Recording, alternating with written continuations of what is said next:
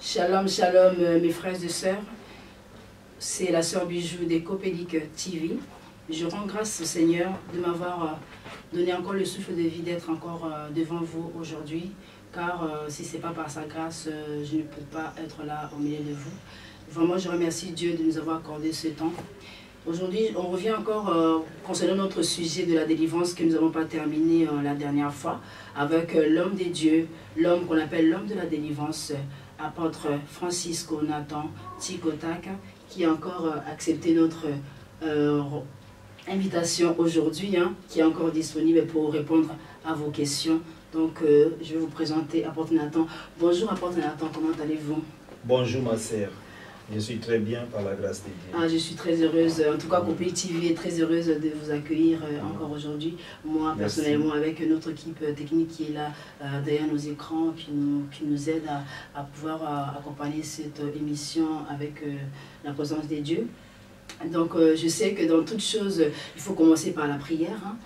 Donc je pense que vous le savez mieux que moi. Oui. Donc je vais vous demander à faire une prière afin que notre Dieu puisse être avec nous pour partager ces bons moments à sa présence.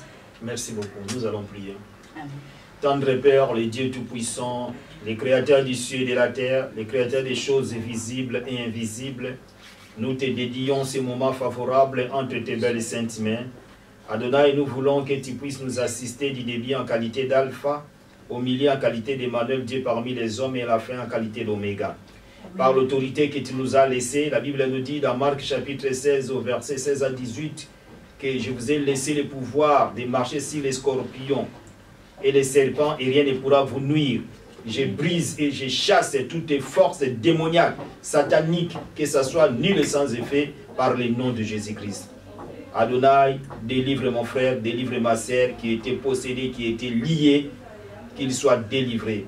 Tout ce qui va regarder cette émission, qu'il soit béni par le nom de Jésus-Christ. J'ai ainsi prié. Amen. Amen. Amen. Merci, apôtre Nathan. Donc, sans plus tarder, nous allons rentrer dans notre vif de notre sujet de la délivrance. Apôtre Nathan, je ne sais pas si vous vous rappelez, nous étions arrêtés. Il y a des questions qu'on n'a pas pu vous poser, parce que notre temps était court.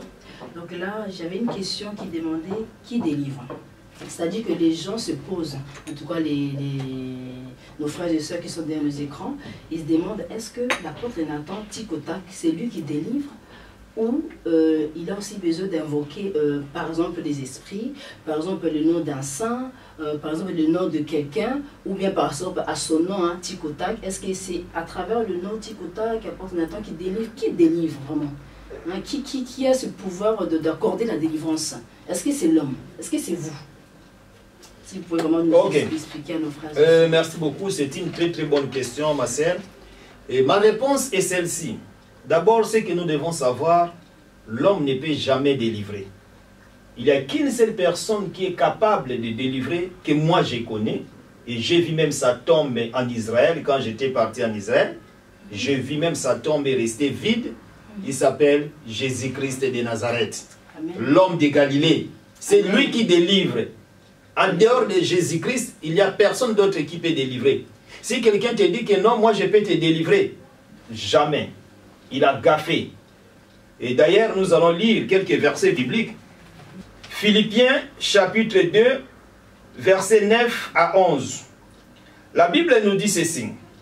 C'est pourquoi aussi Dieu l'a souverainement élevé et lui a donné le nom qui est au-dessus de tout nom, afin qu'au nom de Jésus, tout genou fléchisse dans le ciel, sur la terre et sous la terre, et que toute langue confesse que Jésus-Christ est Seigneur, à la gloire de Dieu le Père. C'est-à-dire, il n'y a que le nom de Jésus-Christ qui peut nous délivrer. Amen. La Bible nous dit clairement qu'il y a le nom de Jésus qui nous est donné. C'est-à-dire, en dehors du nom de Jésus-Christ, il n'y a pas un autre nom qui nous est donné. Seulement au nom de Jésus, les démons tremblent. Au nom de Jésus, la Bible dit que tout genou fléchisse devant lui. Que ce soit dans le ciel, sur la terre et sous la terre. Que toute langue confesse qu'il est Jésus, qu'il est le Seigneur, qu'il est le Sauveur. Et En dehors du nom de Jésus, ma sœur, je n'ai pas vu un autre nom qui peut délivrer. Et si une personne te dit que non, ma sœur, moi je délivre à mon nom, c'est l'abomination. Et si tu pries dans une église que le pasteur te dit que non, moi je délivre à mon nom, ou je délivre au nom peut-être d'un saint ou bien d'une prophétesse ou bien d'un pasteur, c'est archi faux, c'est l'abomination. D'ailleurs, plus loin, j'aimerais mieux qu'on puisse lire encore un verset biblique, c'est dans le livre d'Ésaïe chapitre 42, le verset 8. Je vais lire le verset. Qu'est-ce que la Bible nous dit? Dans Ésaïe chapitre 42, le verset 8, par là nous allons comprendre quelque chose. Je vais lire. La Bible nous dit dans Ésaïe chapitre 42 au verset 8, « Je suis l'Éternel, c'est là mon nom, et je ne donnerai pas ma gloire à un autre, hein? Ni mon honneur aux idoles. » Donc Dieu ne peut jamais donner son honneur à quelqu'un d'autre ou soit sa gloire à quelqu'un d'autre. C'est-à-dire, le nom de Jésus, c'est le nom qui délivre. En dehors du nom de Jésus, il n'y a pas un autre nom qui délivre. Et ce qui m'étonne aujourd'hui, je vois, il y a beaucoup des églises qu'on a donné des noms, par exemple, Saint-Pierre, Saint-Philippe, Saint-André, Saint-Thomas. Mais le nom de Jésus n'est pas même là. Mais or, la Bible nous dit qu'il n'y a que le nom de Jésus qui doit être élevé. Et si on doit élever le nom d'un pasteur, ou bien d'une prophétesse, ou bien soit d'un docteur, c'est-à-dire Jésus n'est pas là. Alors, ma sœur, il n'y a que le nom de Jésus-Christ qui délivre. Même si moi je prie pour une personne qui est délivrée, je ne peux pas dire que c'est moi qui ai délivré cette personne. Non. Moi je n'ai pas la puissance de délivrer la personne. C'est Jésus-Christ qui va m'utiliser pour délivrer cette personne. Mais ce n'est pas moi, soit à mon nom, que je vis même dans les nets, il y a d'autres pasteurs qui disent que non. Les fidèles, ils peuvent prier même en son nom. S'ils sont malades ou bien ils ont des problèmes quelconques, ils doivent même invoquer pas le nom de Jésus, mais son nom. Et ils vont voir les miracles, ou soit ils vont voir cet homme de Dieu, même la nuit, il va venir visiter. C'est la sorcellerie. Alors, mes bien-aimés, vous qui nous suivez, je suis venu vous dire une chose, que ce que vous devez savoir, qu'il n'y a que le nom de Jésus-Christ qui sauve. Il n'y a que le nom de Jésus-Christ qui guérit. En dehors du nom de Jésus-Christ, nous n'avons pas un autre nom qui peut nous sauver, qui peut nous guérir, qui peut nous bénir. Non. Et si quelqu'un te dit que non, ma sœur, prie à mon nom et tu seras guéri, tu seras peut-être sauvé et tu vas trouver des mariages ou bien la bénédiction, c'est l'abomination, c'est archi faux, c'est archi faux. Il n'y a que le nom de Jésus-Christ qui guérit, il n'y a que le nom de Jésus-Christ qui sauve. Ah, vraiment, l'homme de Dieu, soyez vraiment béni. Donc, vous avez attendu la réponse de l'homme de Dieu. Hein. Donc, c'est que Dieu qui délivre, c'est pas la porte d'un anticotac. C'est Dieu qui lui remplit de sa puissance, afin que les délivrances puissent être accordées. C'est la puissance de Dieu qui peut délivrer. Ce n'est pas l'homme de Dieu qui délivre, mais c'est Jésus qui délivre. Vraiment, Apôtre Nathan, soyez fortement bénis avec votre réponse aussi claire. On avait aussi une question, Apôtre Nathan. On se demande, est-ce que tout homme de Dieu est appelé à faire la délivrance? Est-ce que tout homme de Dieu est vraiment, c'est-à-dire que tout homme de Dieu, parce qu'on voit souvent des pasteurs, une personne ou un évangéliste qui délivre les gens, est-ce que tout homme de Dieu a cette onction-là? Est-ce qu'il y a un don spécial à avoir pour faire la délivrance? Merci maman pour la question. Je vais d'abord te dire une chose, que ce n'est pas tout homme de Dieu qui délivre. Ce n'est pas qui a les dons de délivrer, ou bien les dons des miracles, dirais-je. Alors, j'aimerais bien qu'on puisse lire, ne fût-ce que quelques versets, dans 1 Corinthiens chapitre 12, le verset 10 à 11. 1 Corinthiens chapitre 12, et nous allons lire les versets 10 à 11. Je vais lire. Ok, suivez-moi, je vais donner la réponse. Je vais lire dans 1 Corinthiens chapitre 12, versets 10 à 11. Qu'est-ce que la Bible nous dit? La Bible nous dit ceci. à un autre les dons d'opérer des miracles, à un autre la prophétie, à un autre le discernement des esprits, à un autre la diversité des langues, à un autre l'interprétation des langues. Un seul et même esprit opère toutes ces choses, les distribuant à chacun en particulier comme il veut. C'est-à-dire, c'est Dieu qui distribue les dons. Il a donné à d'autres personnes les dons de foi, les dons de guérison, les dons des miracles. À d'autres personnes, ils ont les dons de prophétie, dons d'interprétation des langues, dons de parler en langue, tout ça. Donc, c'est-à-dire, c'est Dieu qui donne ces dons-là. Alors, ce n'est pas donné à tout le monde de délivrer. Ce n'est pas donné à tout le monde. D'ailleurs, la Bible nous parle de l'histoire des 7 fils de Sheva qui avaient pris une personne qui était possédée. Ils sont allés fermer cet homme dans une maison. Ils ont commencé à prier pour cet homme. Et qu'est-ce qui était arrivé? Et la Bible nous dit quoi? Que cet homme, il avait frappé les 7 fils de Sheva. Et les 7 fils de Sheva, ils avaient pris fuite. Pourquoi? Parce qu'ils n'avaient pas l'onction. Alors, une personne qui doit prier pour la délivrance de quelqu'un qui est possédé, il doit être préparé, il doit avoir l'onction, il doit avoir la puissance de Dieu. Ce n'est pas donné à tout le monde de prier, ce n'est pas donné à tout le monde de faire la délivrance. De la délivrance n'est pas donné à tout le monde. Amen. Les dons de délivrance n'est pas donné à tout le monde, soit les dons de miracles. Donc, Dieu a choisi quelques hommes de Dieu pour la délivrance de tous ceux qui ont des problèmes spirituels, tous ceux qui sont en captivité. Je vais donner encore un autre chapitre, mais que nous n'allons même pas lire. Vous pouvez lire chez vous-même à la maison. Actes des Apôtres, chapitre 3. Si nous lisons Actes des Apôtres, chapitre 3, le verset 1er jusqu'au verset 9. Actes, chapitre 3, verset 1er jusqu'au verset 9. Mais on n'a pas le temps de lire. Amen. La Bible nous dit quoi? La Bible nous dit qu'il y avait un homme qui était paralytique. Et cet homme avait souvent l'habitude de rester devant la porte du temple pour mendier. Il demandait l'aumône. Et un jour, il avait vu Pierre et Jean, qui étaient là. Ils venaient pour entrer dans les temples pour glorifier Dieu. Et cet homme paralytique, quand il a vu Pierre et Jean, il était vraiment content, il savait qu'il va recevoir quelque chose, l'argent, puisqu'il demandait l'argent. Il ne savait pas qu'il pouvait être guéri. Alors, la Bible nous dit ceci. Pendant que cet homme demandait l'argent, Pierre et Jean, ils étaient là. Ils lui ont dit ceci. Nous n'avons pas l'or ou l'argent pour te donner. D'ailleurs, selon l'histoire de la Bible nous dit que Pierre et Jean, ils étaient là. Mais Jean, il s'est effacé.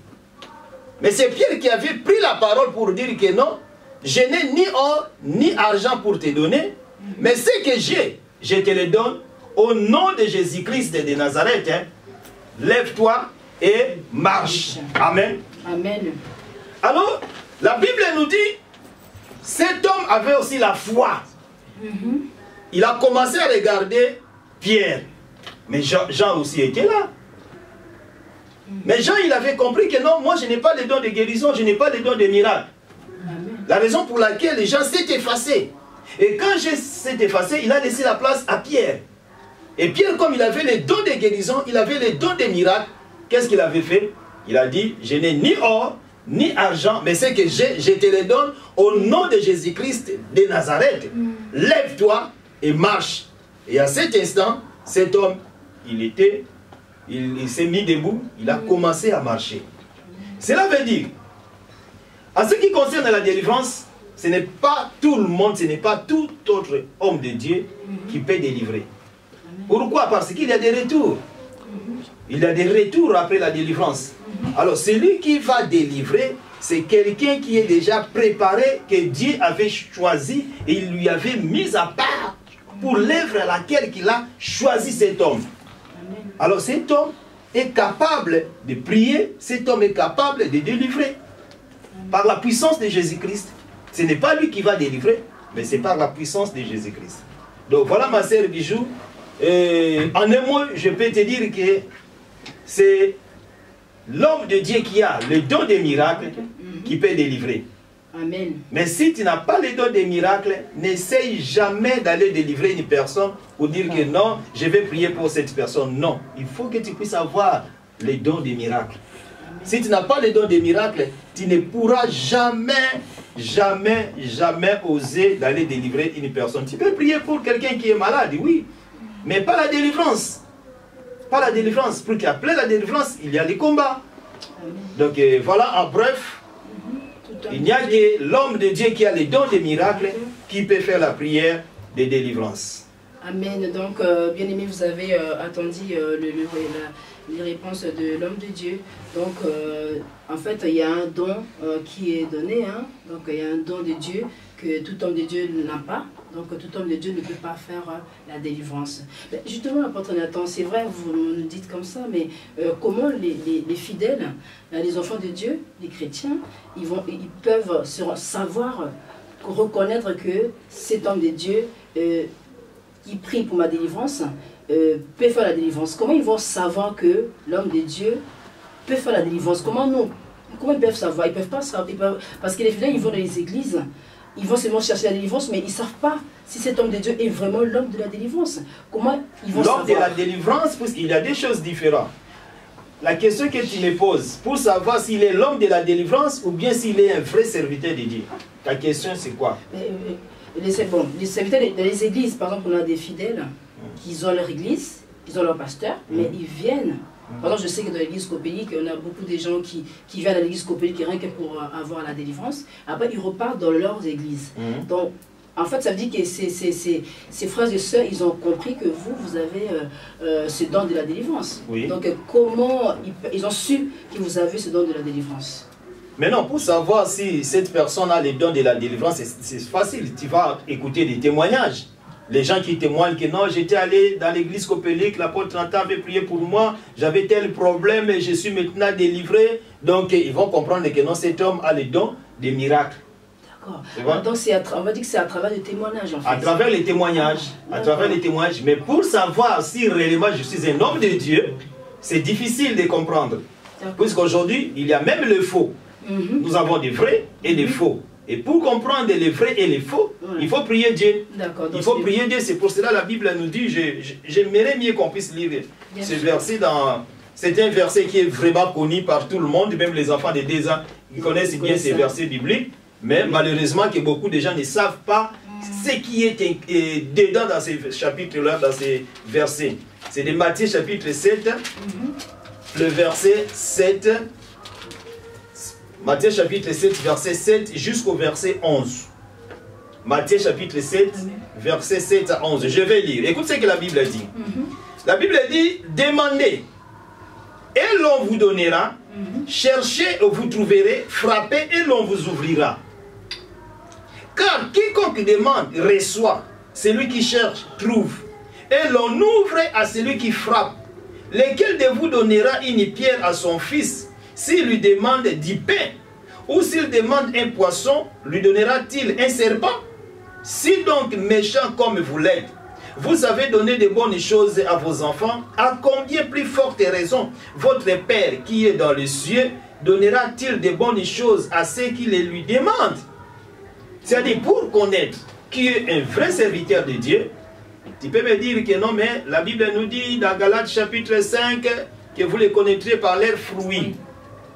Bien aimé, je vais vous dire ce soir ou bien ce matin qu'aujourd'hui il y a beaucoup de faux qui imitent aussi ces fruits-là. C'est quoi? L'amour, la joie, la bénité, la tempérance.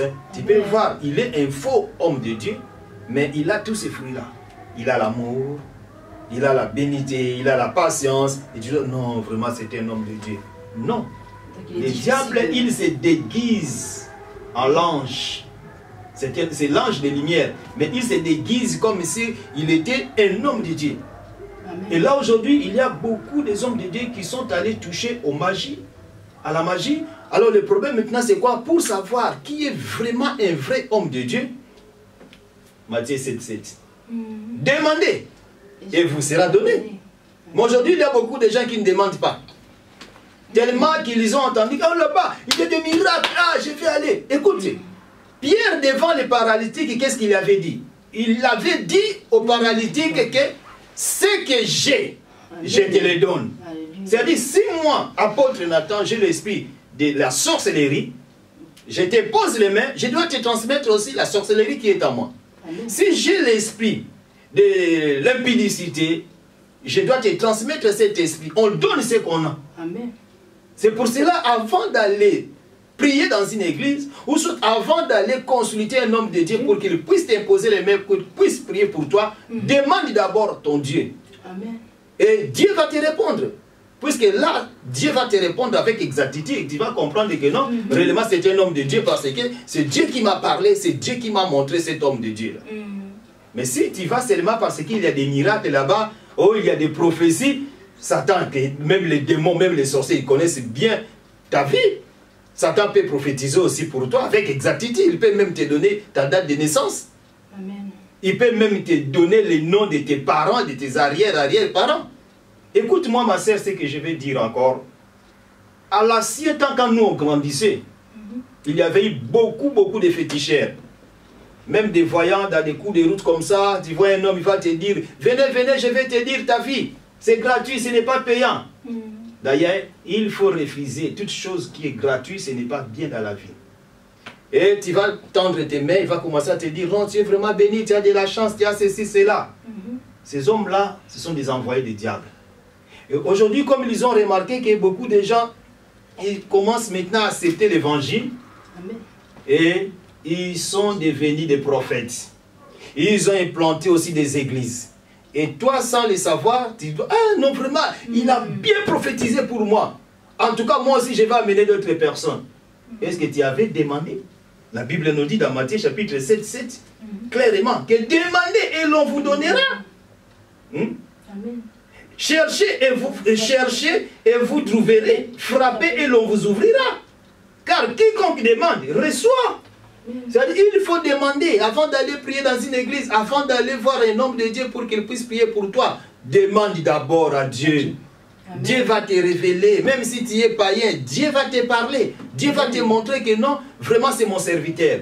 Amen. Je l'ai choisi, puisque même Jésus, quand il était allé être baptisé chez Jean-Baptiste, la Bible dit que le Saint-Esprit était descendu en forme de colombe, et le Saint-Esprit avait témoigné pour Jésus-Christ. C'est-à-dire, il faut qu'il puisse avoir un témoignage, il faut que Jésus lui-même témoigne que réellement c'est mon serviteur. Mais aujourd'hui, les gens ne demandent même pas. Ils ne demandent même pas, ils vont là-bas seulement parce qu'ils ont entendu parler des miracles, de guérisons. Il y en a plus encore. Il y a aussi des faux miracles. Moi, j'ai déjà entendu beaucoup de témoignages. Je vais donner un témoignage d'un paralytique. Il n'est même pas paralytique, il était vraiment bien, ses frères. Il est allé parler avec un certain homme de Dieu, que je ne peux pas citer les noms, mais ce n'est pas lui qui était allé chercher l'homme de Dieu. C'est l'homme de Dieu qui était allé chercher le frère en question. Il lui a dit, bon, moi j'organise une grande campagne d'évangélisation. Alors toi, tu vas venir dans cette activité, tu vas faire comme si tu es paralytique. Et quand je vais commencer à prier pour les paralytiques, pour les malades, toi, tu vas commencer à marcher. Et pour attirer la foule. Et après, je vais te donner 100 $. Et il a fait ça, et l'église était remplie du monde. Or, ce n'était pas un vrai miracle. Aujourd'hui, il y a beaucoup des hommes de Dieu qui collaborent même avec les gens qui travaillent dans des hôpitaux. Je ne sais pas ici en Europe, mais en Afrique, je parle de l'Afrique. Ils vont mettre peut-être des comprimés, comment dirais-je, ils vont prendre des anesthésies. Et la personne va faire comme s'il est mort. Ils savent que non, l'anesthésie va faire peut-être 2 heures du temps, bien 3 heures du temps. Et on va l'amener à l'église. Et le pasteur va commencer à prier en disant que cet homme est mort. Alors je vais prier pour qu'il ressuscite. Or, il sait déjà qu'il reste soit 5 minutes pour que l'homme puisse reprendre la vie. Et quand il va prier, et l'homme va reprendre la connaissance. Il va dire que non, j'ai ressuscité un mort. Amen. Donc, moi je vais dire aux bien-aimés qui nous regardent, qu'avant d'aller fréquenter une église, il faut d'abord demander à Dieu. Quand tu vas demander à Dieu, Dieu va te révéler, Dieu va te parler, Dieu va te montrer si réellement c'est son serviteur, s'il est réellement mandaté par Jésus-Christ ou pas. Et quand Dieu va te parler, là, tu peux aller prier dans cette église. Et en plus, ce qui est encore plus grave, les fidèles d'aujourd'hui n'aiment pas rester dans une église. Ils suivent quoi? Or, la Bible dit que voici les miracles qui vous accompagneront. C'est-à-dire les miracles vont nous accompagner puisque nous sommes les enfants de Dieu. Mais ce n'est pas à nous d'aller chercher les miracles. Mais si on va aller chercher les miracles dans une église, ce n'est pas mauvais, c'est bien aussi. Mais avant d'aller, il faut d'abord demander à Dieu de te révéler si réellement l'apôtre Francis qu'on attend, c'est un vrai homme de Dieu ou pas. Puisque s'il n'est pas un vrai homme de Dieu, tu vas dans une église pareille, comme ça, dans telles églises, bien aimé. Tu avais des problèmes, tu vas sortir avec 10 problèmes. Et tu vas commencer à pleurer, à pleurer. Et à qui la faute? C'est à toi-même. Donc la réponse à ta question, ma sœur, c'est basé dans Matthieu chapitre 7, verset 7 à 11, qui est dit, priez, demandez, et Dieu va te répondre. Oh là là, merci vraiment. Amen, amen, amen. Apôtre Nathan, en plus, ce qui est bien, Apôtre Nathan nous montre les secrets. Hein, c'est pas donné à tout homme de Dieu de nous dire qu'est-ce qu'il faut faire. Il nous montre le secret, comment savoir que cet homme de Dieu est un vrai homme de Dieu et l'homme qui est loin pour la délivrance. Et en fait, Apôtre Nathan, j'ai l'impression que vous êtes vraiment l'homme de la délivrance parce que vous donnez les secrets, que les gens puissent demander à Dieu pour savoir si vous êtes un homme de Dieu. Ça, c'est magnifique. Ce n'est pas donné à tout homme de Dieu. Donc, maintenant, j'aimerais bien que vous puissiez donner un témoignage, justement, qui prouve que vous êtes l'homme de la délivrance. Qu'est-ce que vous avez pu faire au moment de la délivrance? Quel est le miracle qui vous a impressionné vous-même? Vous étiez même étonné dans votre vie. Quel est le témoignage que vous pouvez donner aux bien-aimés qui nous regardent, qui eux, en fait, puissent savoir que vous êtes l'homme de la délivrance? Parce que moi, je suis convaincu que vous êtes l'homme de la délivrance. Donc, merci beaucoup, ma sœur. Je vais donner la réponse en disant ceci, que j'ai vraiment tant de témoignages. Si je dis, j'ai donné tous ces témoignages-là, en tout cas, aujourd'hui, on n'aura même pas le temps de finir. Un témoignage pertinent, qui est fort, qui vous a vraiment un témoignage qui m'a touché. Qui vous a marqué. Il y a plusieurs témoignages, mais je peux donner ne fût-ce que 2 témoignages seulement. Faute de temps, on va continuer dans l'autre émission. Le premier témoignage que je vais donner, je me rappelle quand j'étais encore en Afrique. Quand j'étais encore en Afrique, il y avait quelque chose qui m'est arrivé dans mon ministère. J'avais prié pour un homme qui était fou. Il a fait au moins 10 ans de troubles mentaux. Il dormait dans des poubelles, il mangeait dans les poubelles. Chaque nuit, cet homme, il ne dormait pas. Pendant que tout le monde sont en train de dormir, lui, il faisait que chanter. Il chantait, il chantait. Il avait des boîtes. Alors, il jouait avec ces boîtes-là. Ça faisait trop de bruit. Donc, personne ne pouvait dormir la nuit. Alors, moi, j'étais dans une jeûne de prière de 40 jours avec mon équipe. On dormait à l'église. On priait, on priait, on priait, on priait. Et une nuit comme ça, le Saint-Esprit m'a convaincu d'aller prendre cet homme et de prier pour lui. C'était par la foi. Et j'ai dit à mon équipe, non, nous allons prier pour cet homme et il sera délivré. Je me rappelle, il s'appelait Tony. Il était professeur en plus. Il avait une femme et des enfants. Mais sa famille l'avait abandonné parce qu'il était devenu fou. Il dormait dans des poubelles, il mangeait dans des poubelles. Et je suis allé prendre cet homme.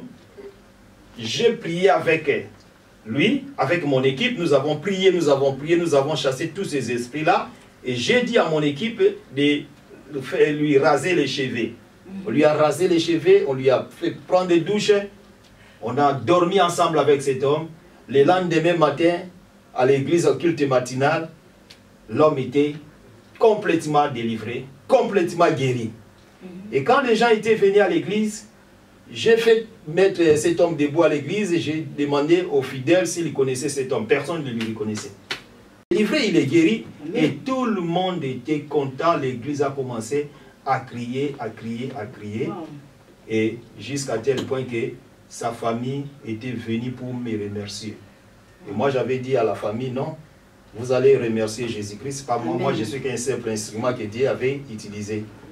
Et l'homme en question, il avait récupéré sa femme avec ses enfants jusqu'à aujourd'hui. Donc j'ai trop... Il est devenu normal.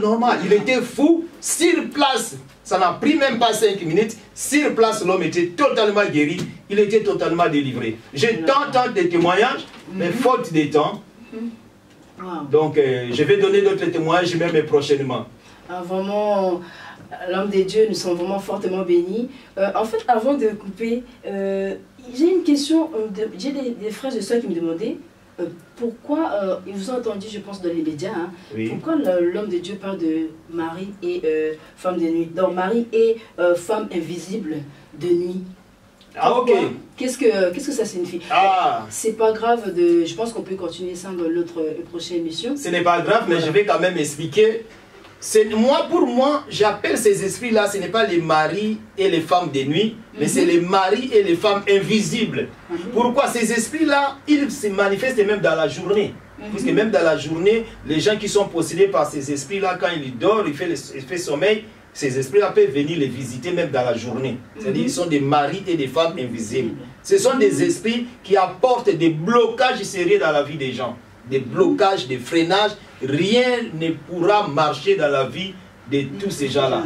C'est pour cela, dans l'émission suivante, si Dieu va nous accorder encore le temps, je vais détailler tous ces esprits-là, des maris et des femmes invisibles ou des nuits que les gens appellent des nuits. Je vais expliquer comment ils se manifestent. Oh, vraiment, nous sommes fortement bénis. Donc, nous arrivons à la fin de notre émission. Donc, notre prochaine émission, ça sera sur le mari et femme de nuit. Hein. Donc, soyez au rendez-vous sur Copelic TV. Donc, n'ayez pas hésité. Vraiment, vous avez attendu l'homme de Dieu. Hein. Donc, n'hésitez pas à appeler l'apôtre Nathan. Je vais donner quand le dernier mot à l'apôtre Nathan pour redonner encore vos coordonnées, et vos disponibilités. Qu'est-ce que vous pouvez dire à nos frères et sœurs qui ont besoin de vous rencontrer? Parce que là, je pense qu'il y en aura beaucoup qui auront besoin de votre aide, que vous puissiez les écouter. Si vous donnez votre téléphone, si vous nous permettez... Ok, merci beaucoup, mes bien-aimés, vous qui nous suivez, vous qui nous regardez. Mon numéro, c'est le 0033 659 93 62 94. Je répète, pour ceux qui sont en dehors de France, c'est 0033 659 93 62 et 94. Je suis le leader et le visionnaire de l'église Copelic. Copelic qui veut dire Communauté Pentecôtiste de Libération des Captifs. Située au 4 bis rue Henri Bergson, 92 600 à Asnières-sur-Seine. Et nous nous réunissons chaque mardi et jeudi de 18h à 20h et le dimanche de 14h à 17h, et nous organisons des nuits de prière pour la délivrance, premier et troisième vendredi du mois. Alors, c'est facile pour venir à l'église Copelic. Vous prenez le métro ligne 13, vous descendez au métro Gabriel Péry, et vous prenez le bus 177, vous descendez à l'arrêt Tour d'Asnières. Si vous prenez RRC, vous descendez à la gare de l'Égrésillon, et vous tournez à droite, à 4 ou 5 minutes, vous êtes à l'église. Nous sommes derrière l'établissement d'hommage. Vraiment, que le Seigneur vous bénisse. Et prochainement, on va continuer notre émission. Et je ne sais pas, ma sœur, si tu peux m'accorder quelques minutes juste pour prier pour nos bien-aimés qui nous ont suivis depuis le début jusqu'à la fin de cette émission. Bien sûr, on va prier. Alors, ma sœur, si tu es malade, touche là où tu sens mal. Si tu as des problèmes financiers, mets tes mains dans les poches. Si tu as peut-être un problème qui te tourmente, tu vas mettre ta main à la poitrine, et je vais prier et Dieu va opérer des miracles. Alors, fermez vos yeux, je vais prier pour vous. Tendre Père, le Dieu des miracles, le Tout-Puissant, j'ai prié pour mon frère, j'ai prié pour ma sœur qui est malade, qui a des problèmes financiers, qui a des problèmes de dettes, qui a des problèmes de maladies. Au nom de Jésus-Christ de Nazareth, Seigneur, je chasse tout esprit qui combat la vie de mon frère et de ma sœur. Qu'il soit complètement délivré, qu'il soit béni, qu'il soit guéri par le nom de Jésus-Christ, que les miracles les accompagnent. Merci Jésus parce que tu étais avec nous au début et jusqu'à la fin de cette émission. Et que toute personne qui va regarder cette émission soit délivrée, soit guérie par le nom de Jésus-Christ. Et qu'il soit couvert par ton sang précieux qui a été répandu sur la montagne de Golgotha. Gloire te soit rendue dans le nom de Jésus-Christ. J'ai ainsi prié. Amen. Amen. Oh, merci encore, apôtre Nathan. Je vous remercie d'avoir été parmi nous, d'avoir accepté notre invitation. Je remercie aussi notre Dieu parce qu'il a été avec nous au début jusqu'à la fin. Donc, comme on a dit, aux prochaines émissions, ça sera le sujet de mari et femme de nuit. Comme il le dit, apôtre Nathan, le mari et femme invisible. Donc, même moi aussi, je viens d'apprendre ces mots parce que je ne connaissais pas. Donc, soyez au rendez-vous. N'hésitez pas encore de revenir sur Copélique TV à notre prochaine émission. Et comme on dit à l'église Copélique, en fait, on dit à la prochaine fois, des bonheurs et des bonnes humeurs avec Jésus. Au revoir. Au revoir.